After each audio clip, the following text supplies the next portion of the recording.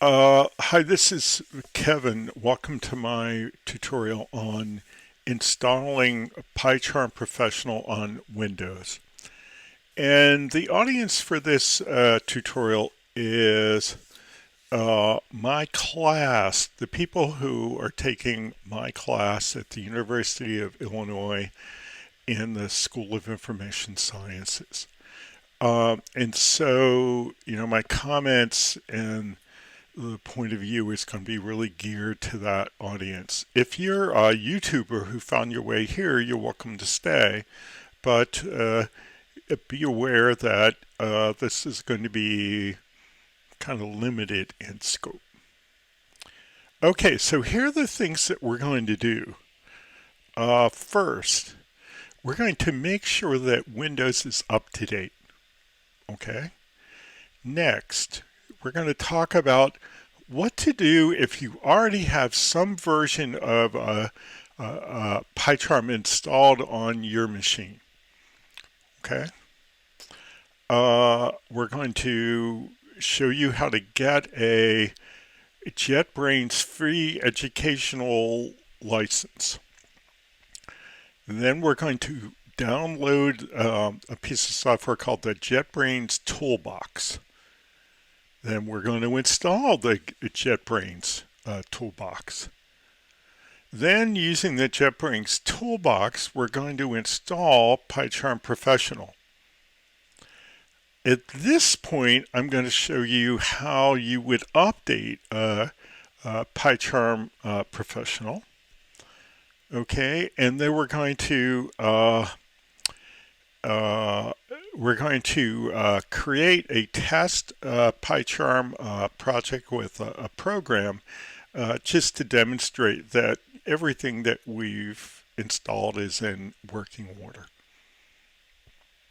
Okay, so let's begin by making sure that Windows is up to date. Okay, so let's do that. Okay, so by the way, I'm doing this on Windows 11. The approach for Windows 10 is very similar. In fact, this is really the first time I've recorded a tutorial for doing the install on Windows 11.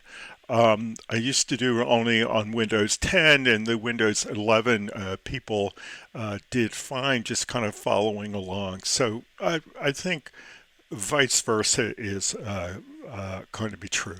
Okay, so here on Windows 11, I'm going to go down to the Start icon and click on Start. There we go. And up in the search box, I'm going to type in Update.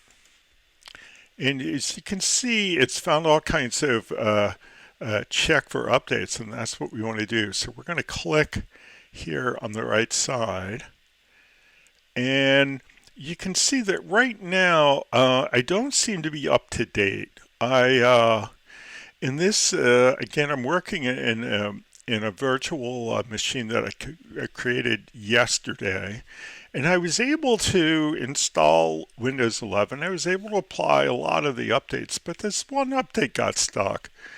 And all I'm going to do now is I'm going to click the retry button, and it's going to check for updates and try to apply them all, and I'll bet it's going to get stuck again.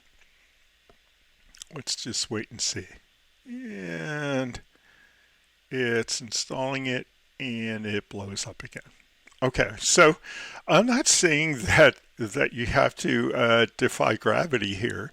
If you've tried your best to apply all the available updates and this is all you can get to, then you're done. Okay. Now, why is it important to apply the updates? Well, my experience in helping students has been a number of people who have had problems either getting products to install or getting them to perform the right way. We were able to find that the root cause was they hadn't updated their operating system. So I think it's always going to be a healthy choice to take whatever operating system you have and apply all the updates that you can before you start this software installation process. Okay, so that's done. Let's see what we're going to do next. Okay, what if you already have a version of PyCharm installed? Okay, so there's lots of possibilities here. There are three versions of PyCharm. There's PyCharm Professional, which we're going to use. There's PyCharm Edu, which is the educational version. There's PyCharm Community Edition, which is yet another free version. And there's two ways to install these things. You can either install them individually, or you can install this JetBrains toolbox, okay? And then from within the toolbox, you pick the products that you want to install. The nice thing about using the toolbox is it makes it a lot easier to update these applications when there are available updates. So if you have everything installed, I mean, you've installed the toolbox previously, and you've installed PyCharm Professional previously, then you just have to wait until we get to this updating PyCharm Professional part. Otherwise, regardless of what you have installed, especially if you're not using the toolbox, follow along, download the toolbox, get these things installed the way that we're going to use them in the class, and that's going to be the right thing to do. Okay, so, and one thing I want to emphasize, if you're not using the PyCharm Professional Edition, you won't be able to do all the exercises that we're going to be doing in the class. So the educational version and the community version are not sufficient. Okay, so the first thing that we need to do is we need to get our free JetBrains educational license. How do we do that? Well, in my courses, I have this weekly schedule, and I have an activity in it called Install PyCharm Professional. And this is where the tutorial that I'm recording right now will have a link. But right before that, we have a link for JetBrains free individual licenses for students and faculty members. And if we click on that, we'll go to a page on the JetBrains website. And here we can get free educational license. It's available for people who have a university email address for as long as they have a university email address. Every time you apply, they'll give you a 1-year license.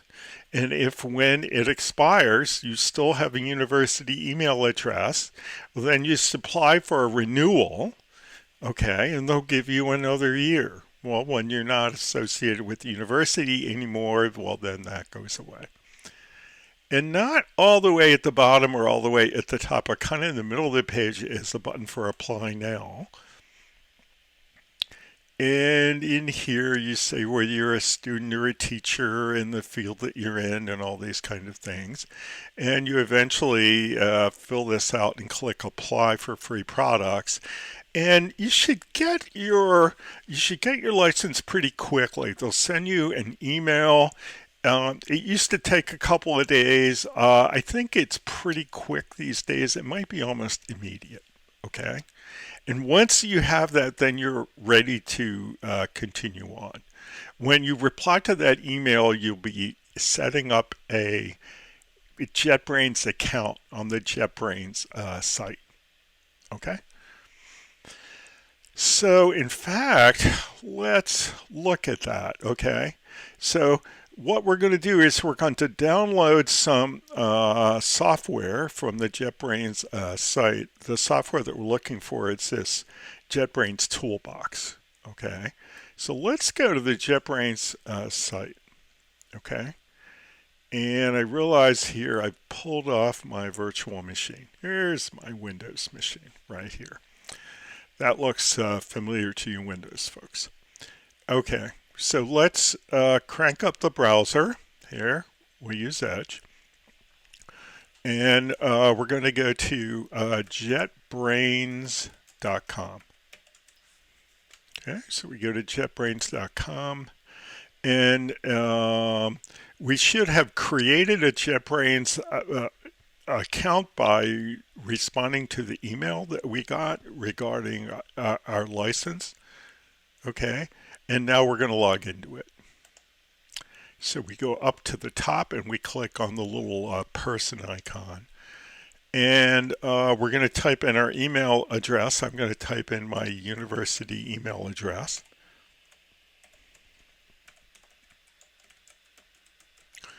And my password is over in my regular machine, so I can't even copy paste it. I'm going to have to look at it on another monitor and type it in.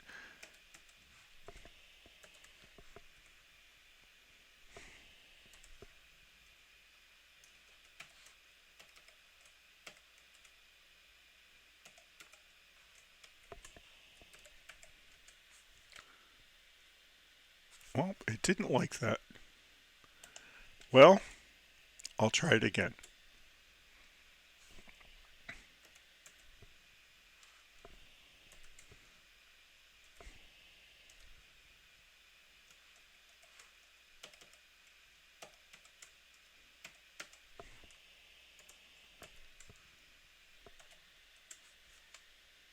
That worked better. Okay, and so since I'm in this virtual machine, which is going to have a pretty short life, I'm going to tell the browser to save my password and ID. I don't usually use that. Usually put all that into a password manager app, but I don't have one on this virtual machine. Okay. Okay. So I've got I had a copy of RubyMine that I got from them in 2014. So I've been working with these guys a long time. But this JetBrains product pack for students, I've probably been using since about 2016. Okay, and I keep extending it. So now I'm extended through January the 28th, 2023. And again, when this is about to expire, you can come in here and renew it. Okay, and then you'll get another year provided that you still have that university email address. Now, what a lot of people do is that they find the product that they're looking for and they click on the link and they just install this individual product. The better way is to install the Toolbox app. So where do you find that? It's not listed here, but if you go up just under the title for this, there's a download link. So click on that. And again, there are links for the individual products, but down at the bottom, get the Toolbox app. So click Toolbox app. Okay. And now we're going to pick download. And it downloaded just fine. And to see it in a folder, I think I can click this little folder. There it is. And there's the JetBrains Toolbox right there. Okay, so that's good. So what am I going to do? Well, as with when we installed Anaconda, you're really going to do best if you can run the install for the Toolbox using run it as an administrator. So I'm just going to take this download. I've done 2 of them today, so I'm going to pick the more recent one. I'm going to right click and I'm going to say run as administrator. If you can't do that, then just run it. Do your best. Okay. And do I want to allow it to change my device? Yes, I do. Okay, and then I'm going to click on the install button. And it's going to do the install.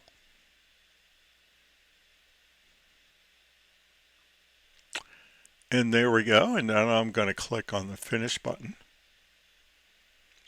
And now we're done. Okay.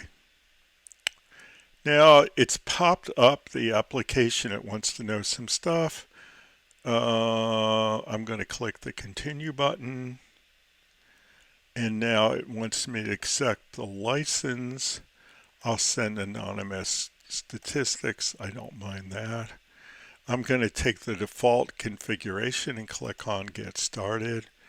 And here we see the control that we want. I'm going to click on got it. Okay. Now, this is one of these apps. It's a little different than average. If you click off of the window, it'll disappear. Okay. Okay. Now, how do you start it again? Well, it's it is over. It's usually over here in the right hand side, and I don't know where it's gone. So let's go find it. I'm going to clean up all this stuff. So where did my toolbox app go? Well, let's do this. Let's go to start. Okay. Go up to all apps. Okay. Go down to J. JetBrains Toolbox. Okay, so this is how we're going to get the link. So let's right click on this, pick more, pin to taskbar. And there is my little cube. So this cube is the icon for JetBrains Toolbox. So when I want to run it, I just give it a click, and there it is. So if I click off of it, it closes. I click down here, it opens. Okay, and this is just a list. You would think that this would float around, but it doesn't seem to want to float around. So it's over here on the right hand side.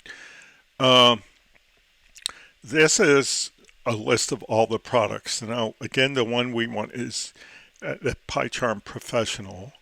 You can install all 3 versions of PyCharm. There's nothing to keep you from having 3 side-by-side versions of PyCharm. I think the icons are slightly different. This is the icon for PyCharm Professional. This is the one for PyCharm Community, and PyCharm Edu says PE. So you can actually have 3 icons and you can do the whole thing, but don't fool with that if you don't have to. Just pick PyCharm Professional. And the other thing is that there are like other products here. WebStorm is pretty good for web development. DataGrip is pretty good for relational databases. They've got this thing, DataSpell, that's for data scientists. It somehow works with Jupyter notebooks, and I don't quite know how. I've never installed it. Okay, so it's all free. If you want to play around in your free time, you can certainly do it. But we're going to go to PyCharm Professional and click the install button. And it's going to run the install for us. At least I thought it was going to. Let's try the install button again. Yeah, that time it actually hurt us.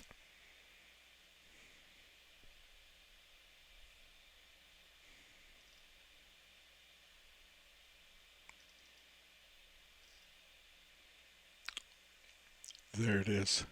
and somehow I accidentally got IntelliJ IDEA Community Edition, which is the IDE, the integrated development environment for Java. Somehow I got that to install as well. So that's not something I did on purpose. I must have accidentally clicked that. And that'll give us the opportunity to show you how to uninstall something. So they'll install until they're done installing.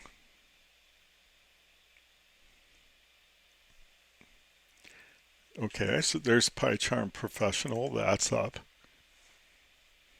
And I'm just going to show you how to do maintenance on this. So the first thing, how do I uninstall something? Well, you come over here to the three dots and you click uninstall, and you confirm it, uninstall, and it does the opposite. And they want to know why you're uninstalling. Is say no thanks. So we have this. So now you remember I talked about what if you only need to update the PyCharm Professional? Well, is whenever you're working with the toolbox, the way to the way to tell that there is an update available is to click on the toolbox icon. Okay, then you see your product, and you'll see over where the install button was, you'll see a button for update. If there's more than one product that has an update available, there'll be an update all link that you can click. And every once in a while we get a new version of Toolbox, and there's usually a link up here to click to update the toolbox, but it's very convenient. Okay, so this is PyCharm Professional.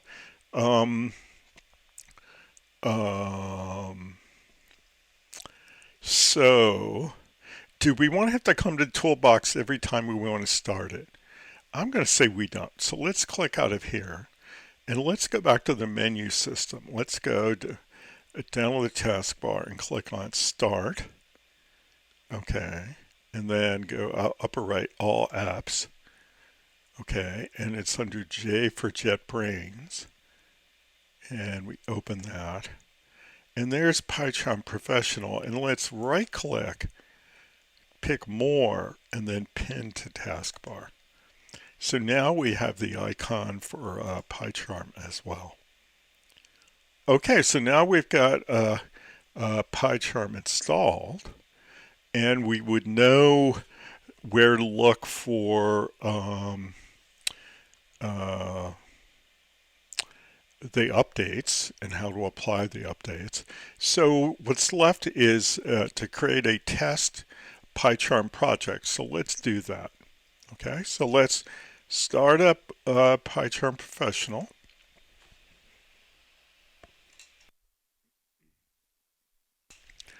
And I'm going to say, yeah, okay, send an anonymous statistics. And I'm going to say, don't import settings. And the first thing it's going to ask us for is the license. Okay. So the easiest way to do this is just to log into your JetBrains account again. So if you click this, it goes to log the browser in, and that's why I save the login in the browser. Now, would it have been more secure to have saved it in some password manager? Yeah, I think it would have, but I didn't have one here, so I did this. But you sign in. It says authorization successful, so that worked fine. We can close that, and then we can exit this page, and that's it. We're authorized. So now we're finally ready to use PyCharm. So let's Go down to the taskbar and click it again.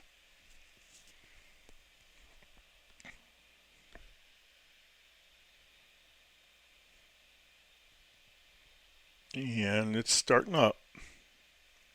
Okay, so what do we want to do? Well, we want to create a new project. So let's click on the new project icon. Okay. And there's a bunch of kinds of projects that you can create, but the default is pure Python. That's what we want. Okay. And now remember that virtual environment that we created when we installed Anaconda? Well, we're going to have to point to it. So let's remind ourselves about where that is. Okay. So let's go down and click on this icon for the Anaconda prompt. And that's going to open up. And you can see that we're using the base virtual environment, but that's okay. We just want to know what the virtual environments are that are defined and where they're kept. So we're going to type in conda space info space dash dash envs envs. And here we see that the virtual env that we're looking for, E for trainer Python course, is at C users trainer 1 conda envs E for trainer Python course. Okay, so when we're chasing this, okay, we'll come back and remind ourselves about where that is. Okay, so let's minimize that. C user at trainer1.conda. Okay. All right. Now, so you need to pick a virtual environment. Now, sometimes when you click on these, they call these virtual environments, or they'll call these interpreters. Okay, what's it? We're looking for the Python interpreter. We're looking for the Python file, the executable, that's inside the right virtual environment directory. Okay, so it's both the right virtual environment and the right interpreter. Now, you can actually use PyCharm to create new virtual environments, and we're not going to do that. We create them over in Anaconda Navigator. But so we're not going to create a new one. We're going to click the radio button for previously configured interpreter. Okay, and then we can go to the drop down, and we don't have any options. Okay, so we're going to click on this add interpreter, but before we do, there's a checkbox at the bottom to create a main.py welcome script, and this is just a nuisance, so uncheck this. Okay, turn off the nuisance. Now let's go over and click the link for add interpreter. Okay, and we have to pick where it's going to come from. It's a local interpreter, add local interpreter. Okay. Now, we need to pick what kind of virtual environment it is. There's a bunch of different ways to create them, but we use Anaconda, so we're going to click over in the left panel, Conda environment. Okay, and then interpreter.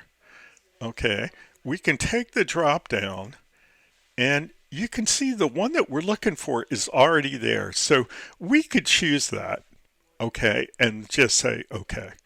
Okay, but what if you click the drop down and it wasn't there? Okay, let's act like we click that and it's not there. What do? Well, you move to the right to the dot button and you click that, and now you have to find your way. Okay, so again, let's open up this window. We're looking for C users trainer1.conda envs. Okay. Okay, so we're at C users, trainer1, let's expand this, dot conda, envs, open it. There's our E for Trainer Python course. Now, in the beginning, people are so excited to see the virtual environment that they want to pick this. Okay, that's why it's good that it says we're selecting an interpreter. We have to actually point to the Python interpreter, and this is not it. This is a directory that holds a lot of different files.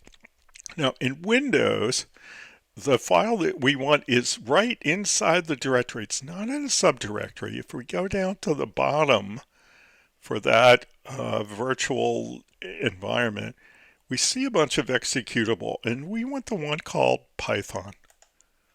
Just Python, not Python W or any of that stuff, just python.exe, and click OK. Okay. And then I usually click the checkbox, make available to all projects. That means when we're coming through the dialog, the next time it's going to be on the drop down. Okay, and then click OK. Okay. And you can see that's the one that we wanted, E4 Trainer Python course. And we're going to click on Create. And it's going to create our project. And there's our project. Okay, now one thing I want to point out is if you look in the bottom right of the window, you can see the name of the current virtual environment or the current interpreter. So right now it says Python 3.10. And it says E for Trainer Python course. That's just the interpreter that we want. If we weren't linked to anything, it might say no interpreter. Okay. Well, then we'd have to solve that. You can actually click on this and get off into a dialog to set the proper interpreter. Okay. So that's properly set, no problem. So let's go up to the project, and we allowed this thing to be called Python project because I didn't change the name of it. Normally I have us change the name to something like my first test PyCharm project or something like that. So I apologize for that. That's a lost opportunity. Okay, and it creates it by default in this PyCharm projects directory. So this is our project, which is unfortunately called Python project.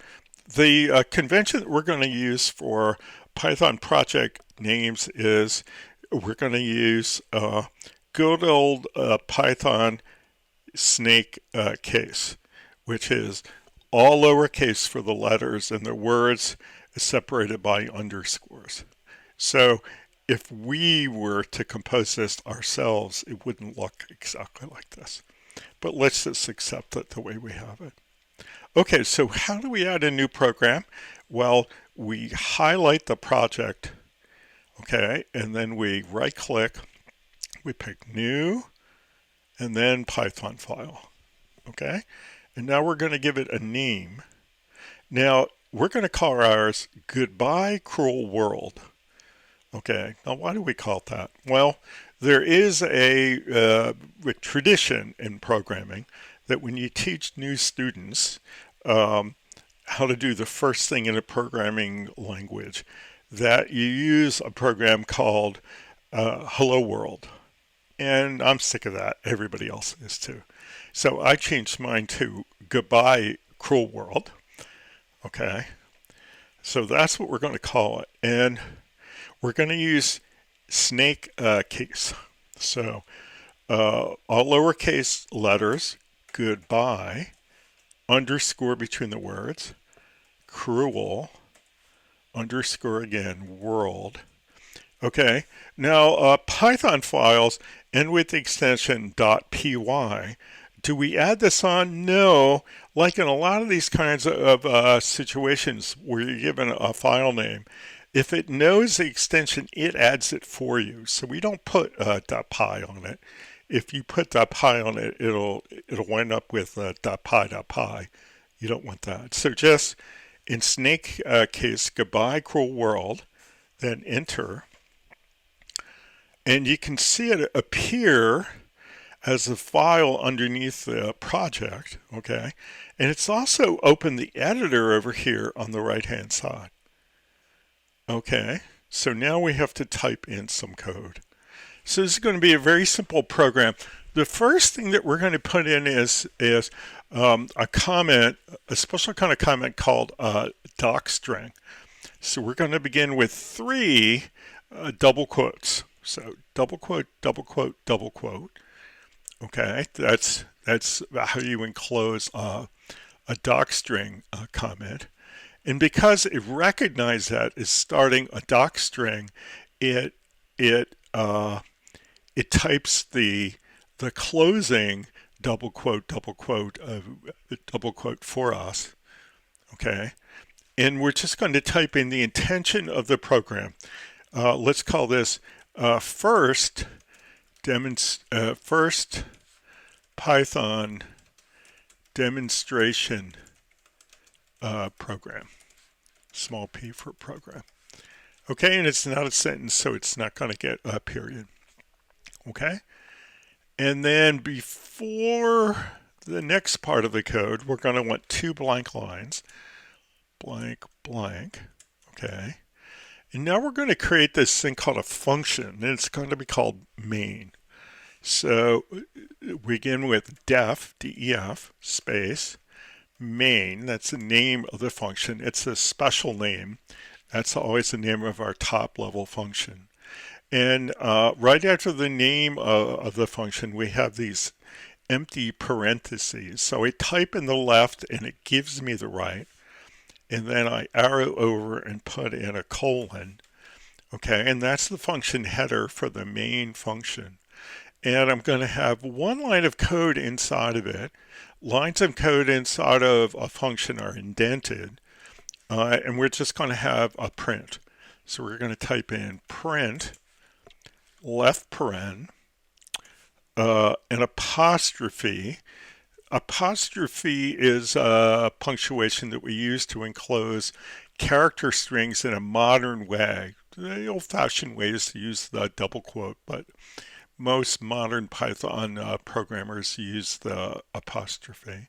So we say print, and then let's just say goodbye, comma, cruel world, exclamation. And you'll notice that I already have the closing apostrophe and I already have the closing parenthesis because the editor is helping us.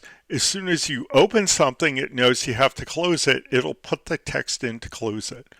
Sometimes when you're getting used to it, that can be a little more help than you want. But once you get used to it, it's a real benefit. Okay, so that's main. Okay, and now we're going to have 2 more blank lines.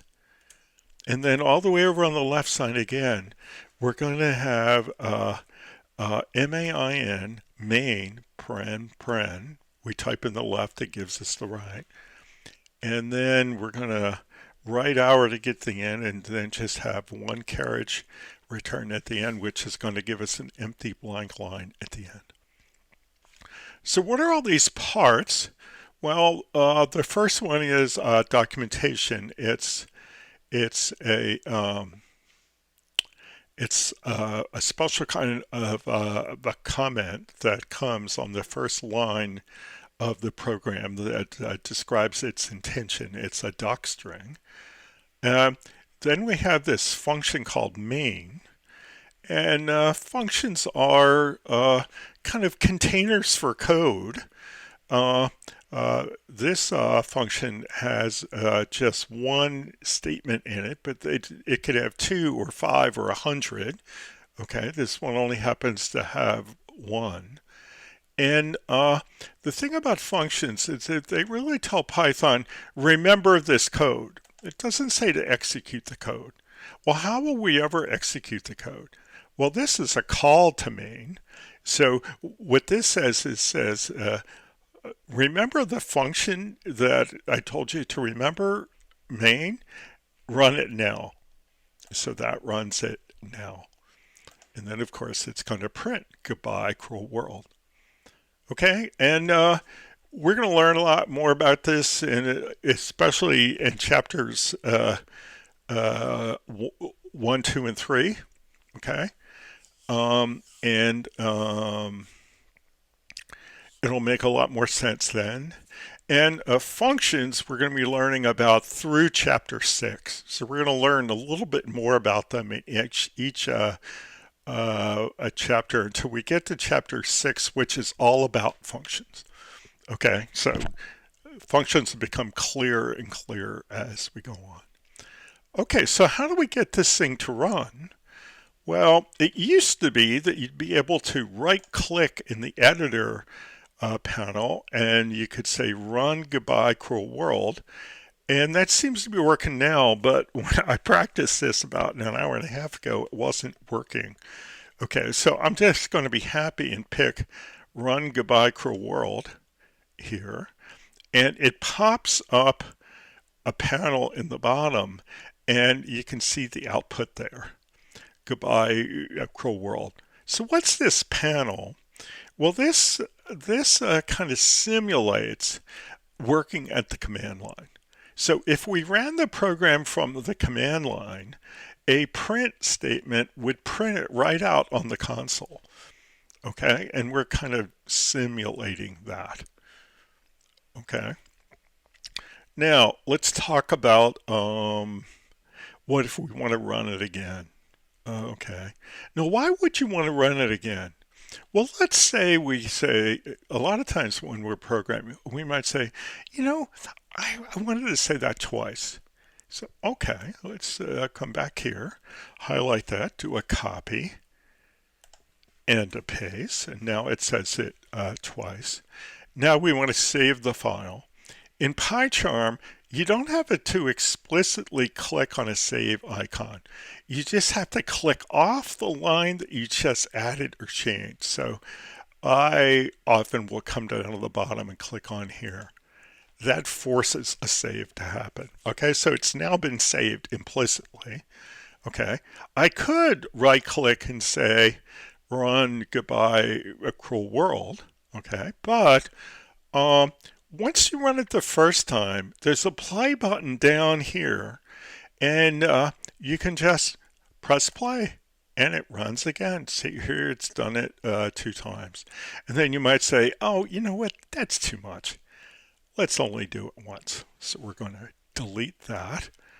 Okay, and then let's press the play button again. And there it is, only once. Okay, so it typically, with these kinds of tools, we'd be testing as we're programming.